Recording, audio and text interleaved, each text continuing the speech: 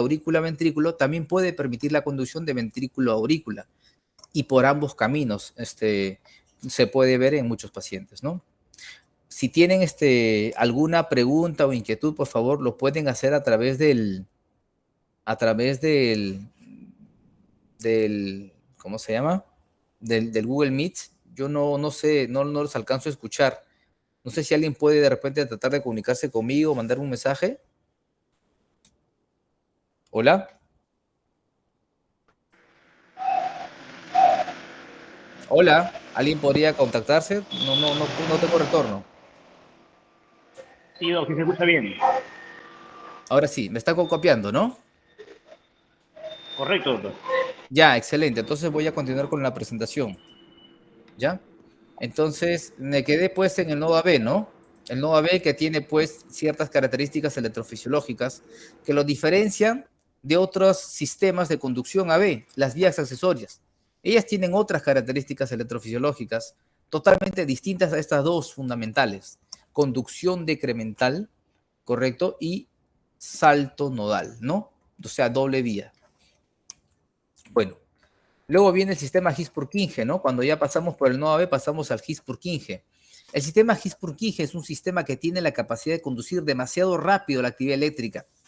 Y esta estructura está separada y aislada de la masa muscular que circunda alrededor de ella. Por lo que cuando el impulso eléctrico viene del nodo AB His, va a viajar por este cable. No va a ir despolarizando la masa ventricular. Cuando llega al His-Purkinje, cuando llega al Purkinje, se pone en contacto con la masa ventricular. Ahí es donde empieza la despolarización de la masa ventricular. Acá no, ¿ok? Es importante que lo recuerden. Y la red de Purkinje, pues, es bastante amplia y extensa, ¿no? ¿Correcto? La red de Purkinje, pues, tiene la capacidad de conducir de manera anterógrada hacia el ventrículo. Muchas de estas uniones están inhibidas, no están activadas.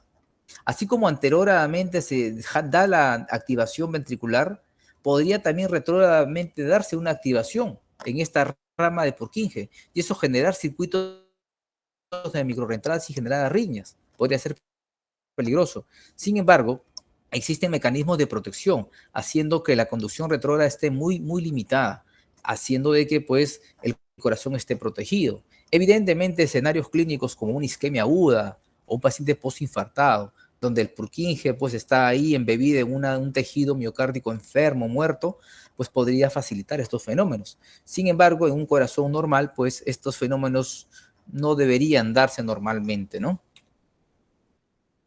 Bueno, entonces para seguir avanzando, ahora lo que nos toca hablar como último punto de esta charla es justamente los mecanismos de las arritmias, ¿no? Entonces existen tres mecanismos por los cuales se puede generar una arritmia cardíaca. Uno es el automatismo anormal, dos es la actividad desencadenada y tres son las reentradas. Las reentradas son la principal causa de arritmias cardíacas. Es la causa más común o es el mecanismo más común de arritmias cardíacas. El automatismo anormal, ¿no?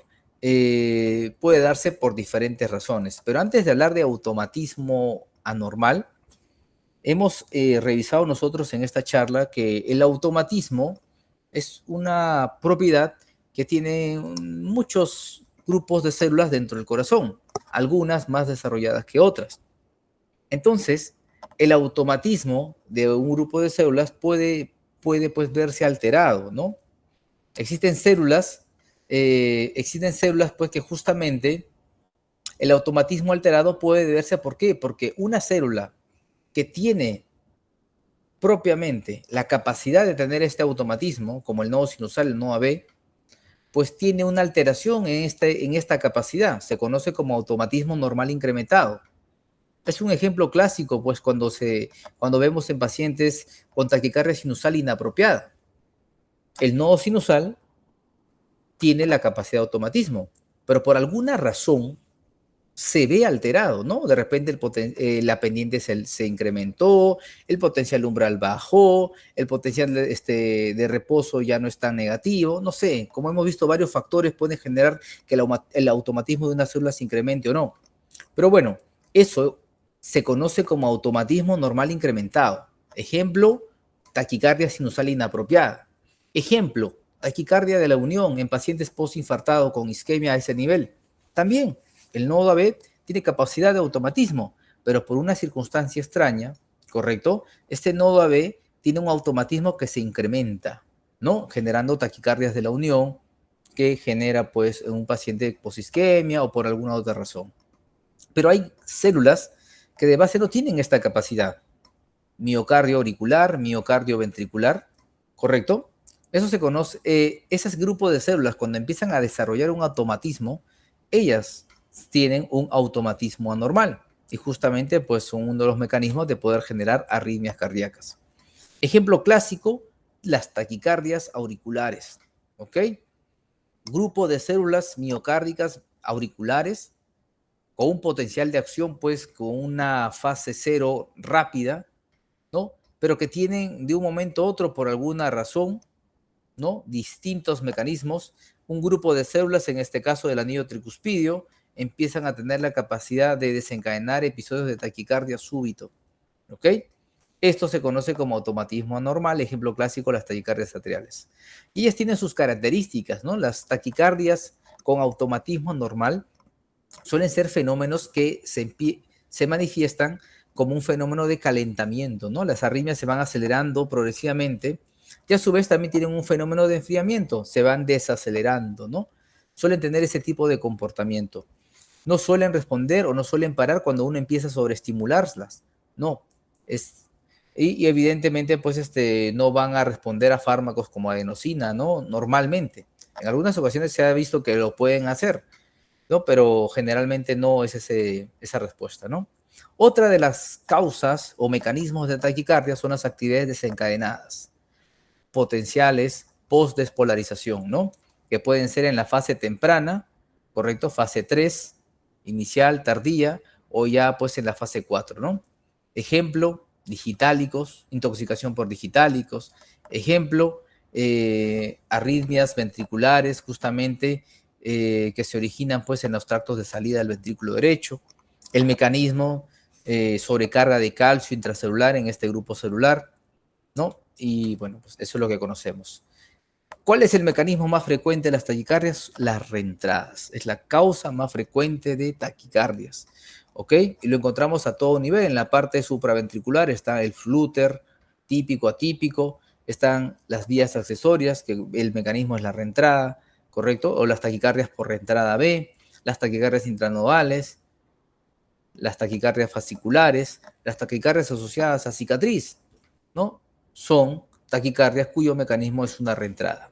Y para que se pueda dar una reentrada en una persona, pues existen algunos requisitos. Primero, de que tiene que haber un punto de entrada y un punto de salida.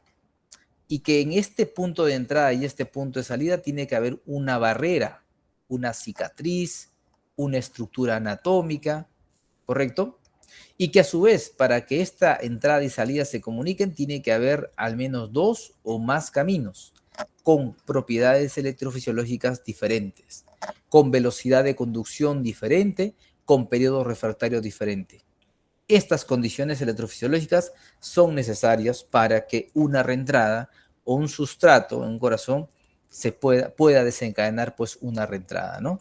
Y las reentradas, pues, como acá les estoy mostrando a todos ustedes, pues pueden darse tanto en la parte auricular, en el nodo AB, en la unión AB, o en el ventrículo a través de las TEs fasciculares, ramas, o taquicardias ventriculares, ¿no? Como ocurren en pacientes posinfarto, pacientes con cardiopatía no isquémica, ¿no? Y en la parte auricular, pues también alrededor de estructuras anatómicas, ejemplo clásico, un flúter auricular, ¿no?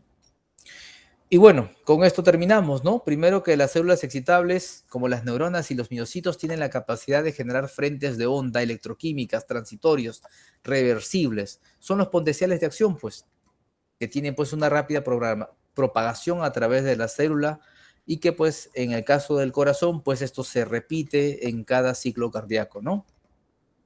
Hemos visto también que cada grupo o tipo de células cardíacas tienen un potencial de acción característico.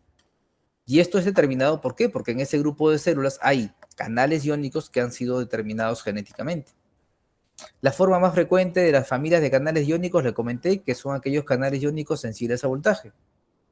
¿no? El automatismo es la propiedad de la célula cardíaca de iniciar un impulso eléctrico espontáneamente y finalmente, sin estimulación previa, y finalmente el mecanismo más frecuente de las arritmias cardíacas son las reentradas.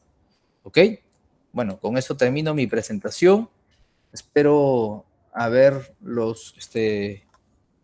bueno, espero que les haya gustado y supongo que deben tener miles de preguntas, ¿no? Sobre esta charla que les he hecho.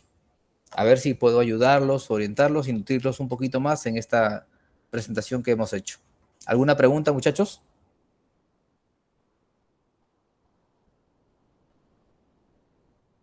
Hola, ¿me están copiando?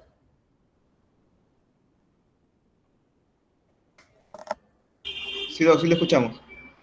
Ya, bueno, excelente. Entonces, no sé, ¿tienen alguna pregunta, inquietud sobre este tema que les he hablado? ¿Alguna cosa que quieran de repente correlacionar, aplicar?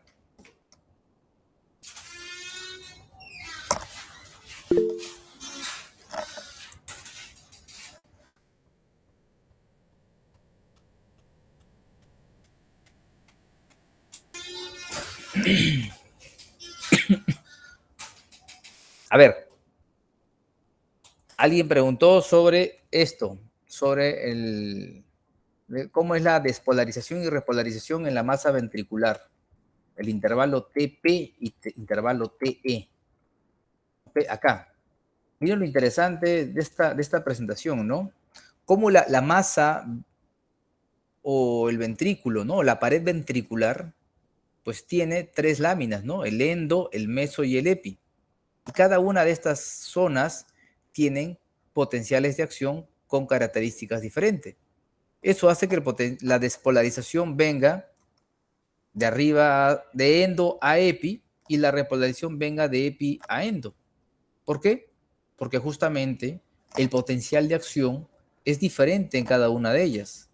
El potencial de acción del epi es muy corto en comparación al meso o al endo. Eso genera pues que la repolarización baje de epi a endo, ¿no? Es importante entender que el final del potencial de acción epicárdico coincide con el pico de la onda T y el final de la onda T coincide con justamente el final de la repolarización del potencial de acción de las células mesocárdicas. No hay más. Esta distancia entonces me está hablando un periodo vulnerable, ¿no? En donde pues existen diferentes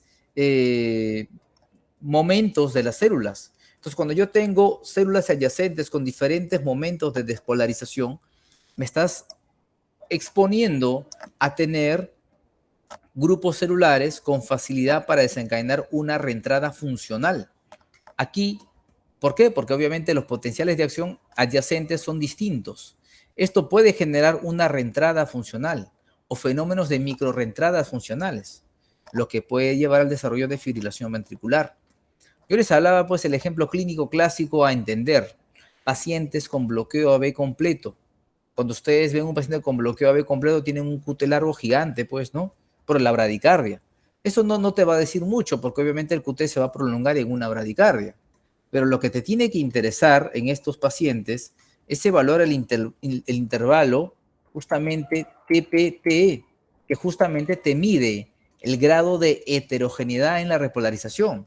Si este intervalo TPTE está muy prolongado, ¿qué te está diciendo? Pues que hay una gran variación en los periodos, ¿no? De los potenciales de acciones de las diferentes capas del miocardio, ¿no? ¿Eso qué hace? A que la célula sea más vulnerable. ¿A qué? A fibrilación ventricular, a una TB polimórfica.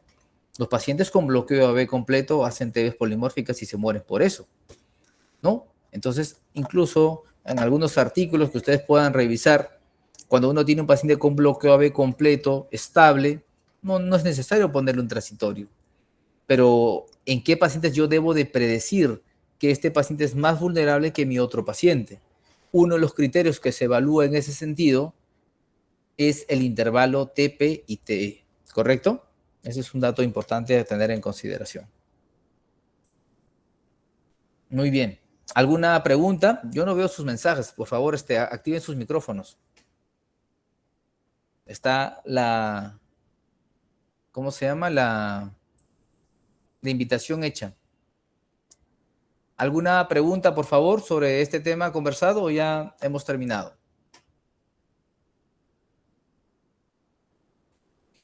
Bueno, muchachos, espero les haya gustado esta presentación, espero los haya nutrido. Seguro ya nos veremos con muchos acá en CORE. Y bueno, un gusto. Nos estaremos viendo en algún momento. Buenas tardes. Hasta luego. Gracias, doctor. Hasta luego.